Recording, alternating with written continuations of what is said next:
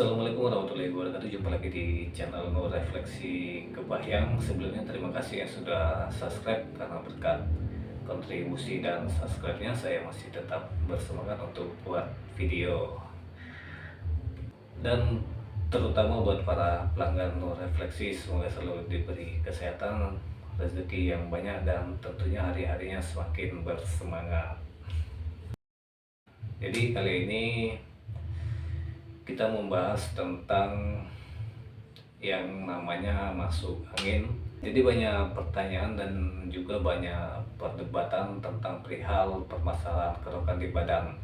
Apa saja manfaatnya dan apakah boleh dilakukan pengerokan ketika masuk angin. Jadi kita bahas di video ini. Oke. Nah, jadi menurut istilah medis ataupun kedokteran, yang namanya masuk angin itu bukanlah sebuah penyakit, melainkan lebih ke arah keluhan-keluhan yang sering dialami oleh masyarakat Indonesia.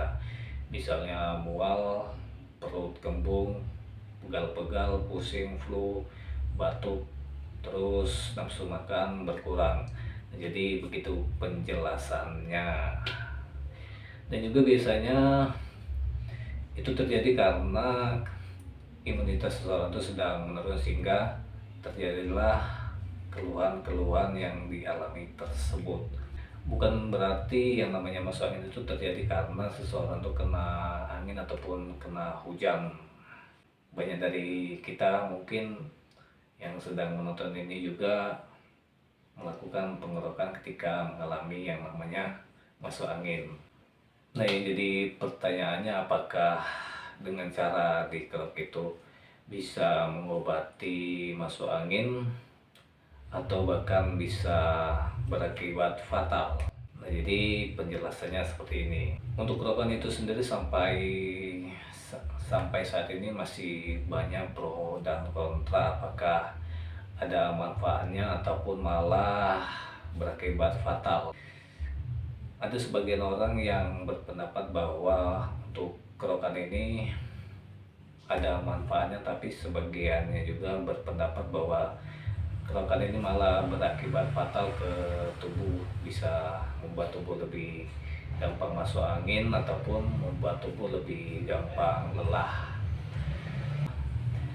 Kalau untuk tindakan pengerokan itu dilakukan pada tempat yang benar, artinya orang yang melakukan pengerokan itu tahu cara dan teknik pengerokan yang benar, maka itu sah-sah saja dilakukan. Dan juga biasanya untuk cara pengerokannya itu menggunakan benda yang tumpul seperti koin, atau juga bisa menggunakan alat bantu khusus untuk kerok. Nah, jadi begitu.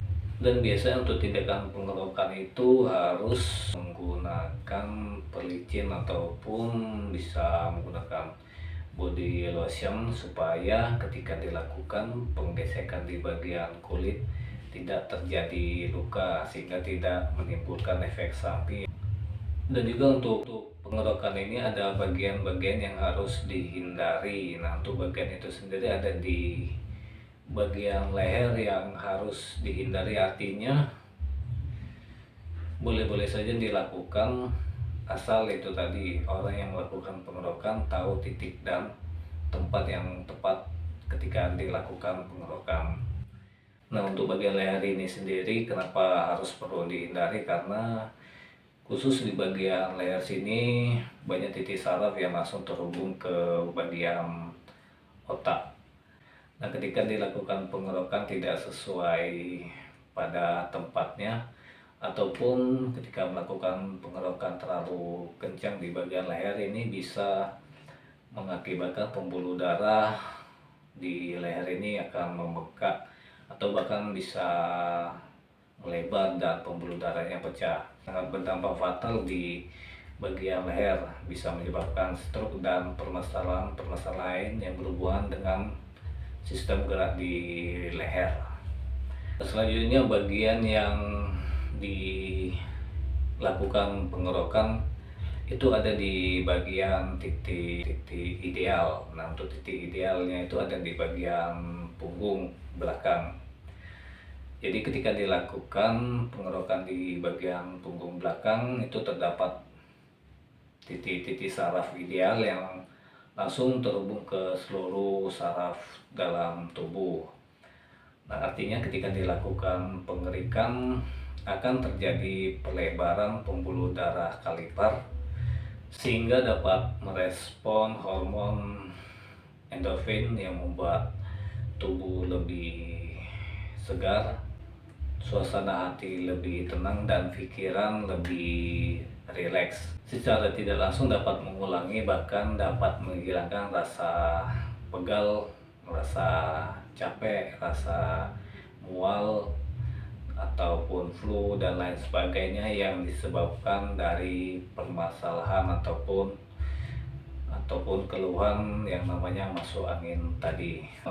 Nah, selanjutnya mungkin sebagian sudah ada yang paham atau sebagian lagi masih ada yang belum paham apakah setelah dikerik boleh langsung mandi atau tidak. Nah, jadi ketika dilakukan pengerikan itu artinya itu dilakukan penggesekan di bagian kulit sehingga mengakibatkan pelebaran pembuluh darah kaliper. Jadi sering kita jumpai ketika dilakukan pengerikan baik itu di punggung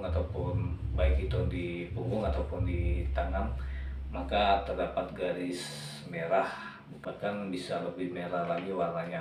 Nah, jadi ketika dilakukan pengerokan tadi akan terjadi pelebaran pembuluh darah kaliper dan juga membuat suhu tubuh menjadi panas. Nah, pembuluh darah yang melebar itu tidak bisa menutup secara cepat, jadi butuh proses. Sebaiknya hindari mandi menggunakan air dingin karena itu akan membuat tubuh menjadi kaget. Artinya karena tadi suhu tubuh naik ketika dilakukan pengerokan, tiba-tiba terkena air dingin, maka itu bisa membuat tubuh menjadi hipotermia dan juga bisa menyebabkan permasalahan metabolisme lainnya. Dan kalaupun terpaksa untuk mandi, lebih baik menggunakan air yang hangat.